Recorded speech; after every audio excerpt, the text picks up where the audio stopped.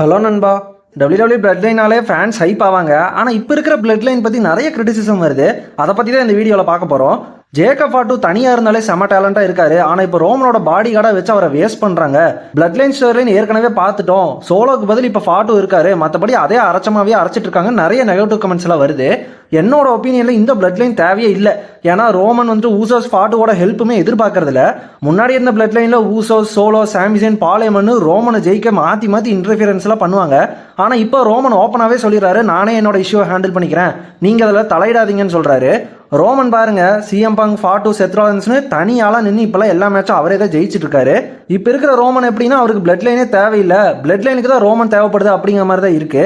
இதை ஏன் சொல்கிறேன்னா ஊசோஸ்லாம் இப்போ டம்மி ஆகிட்டாங்க. All time talk team conversation லிஸ்ட்ல எல்லாம் வந்திருக்க முடியும். ஆனால் இவங்க ஜே ஊசோவை சிங்கிள் புஷ் பண்ண ஆரம்பிச்சதும் அந்த டாக் டீம் ஃபோக்கஸே ஊசோஸ்க்கு போயிருச்சு. ஜே ஊசோவை வேர்ல்ட் சாம்பியன்லாம் ஆக்குனாங்க. ஆனால் அவர் வேலைக்கே ஆகலை. ஜிம்மி யூசோ வந்துட்டு எப்பயுமே அவங்க செகண்டரி ஆப்ஷனாக தான் வச்சிருந்துருக்காங்க. அதனால அவரை புஷ் கொடுத்ததே கிடையாது. பேசாமல் ஊசோஸ் வந்துட்டு பிளட் லைன் விட்டு போயிட்டு டாக் டீம் டிவிஷனில் ஃபோக்கஸ் பண்ணலாம். பிரான் பிரேக்கர், ஆஸ்டன் தியரி எல்லாம் சம்மந்தமே இல்லாத ஆளுங்க. அவங்களாம் டாக் டீம் சாம்பியனாக இப்போ இருக்காங்க. டாக் டீம் டிவிஷனில் இருக்கிற ஆளுங்க வந்து டாக் டீம் சாம்பியன்ஸ் ஆனால் தான் அந்த டிவிஷனுமே நல்லா போயிட்டு இருக்கும். ஊசோஸ் இப்போ நினச்சா கூட ரா டாக் டீம் டிவிஷன் வந்து போய் டாமினேட்டே பண்ண முடியும். அடுத்து ஜேக்கப் ஃபாட்டு, சீரியஸாக இவருக்கு பொட்டன்ஷியல் இருக்கு. டீமாவும் நல்லா பர்ஃபார்ம் பண்ணுறாரு, தனியாக விட்டாலும் பர்ஃபார்ம் பண்ணுறாரு, மைக்லையும் நல்லா பேசுறாரு, ஆடியன்ஸுமே இவருக்கு ரியாக்ஷன் கொடுக்குறாங்க. அப்போ ஃபாட்டுக்கு பிளட் லைன் தேவையில்லான்னு கேட்டிங்கன்னா என்னோட ஒப்பீனியனில் ரோமன் ரெயின்ஸ் வந்து முடிஞ்ச வர ஃபாட்டுக்கு எலிவேஷன் கொடுத்துட்டு தான் இருக்காரு.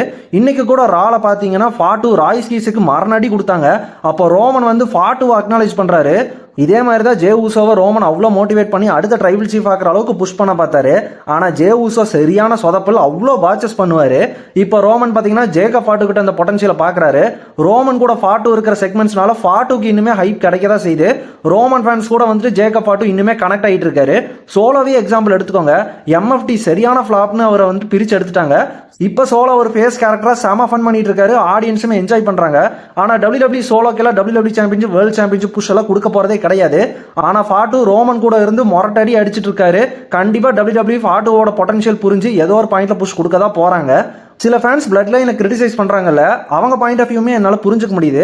ஏன்னா பிளட் லைன் ஃபஸ்ட்டு ஒன்றா இருந்த காரணமே மாற்றி மாற்றி ஏமாற்றி அவங்க மேட்சஸ் எல்லாம் ஜெயிச்சுக்குவாங்க. ஆனால் இப்போ இருக்கிற பிளட் லைனோட நோக்கம் என்ன, அவங்க எதுக்காக ஒன்றா இருக்காங்கன்னு சரியான ஒரு புரிதலே இல்லாமல் தான் ஆடியன்ஸுக்குமே பார்க்குற மாதிரி இருக்குது. போன டைம் பிளட் லைன் வந்து WWEக்கு பெரிய சக்ஸஸ் கொடுத்தது. அதுக்காக மட்டுமே திரும்ப வந்துட்டு இந்த ரோமனை வச்சு பிளட் லைனை ஃபார்ம் பண்ண மாதிரி தான் இருக்குது. இப்போ இந்த பிளட் லைனில் ஒரு மெயின் வீக்னஸாக நான் பார்க்குறதே ஊசோஸ் தான்.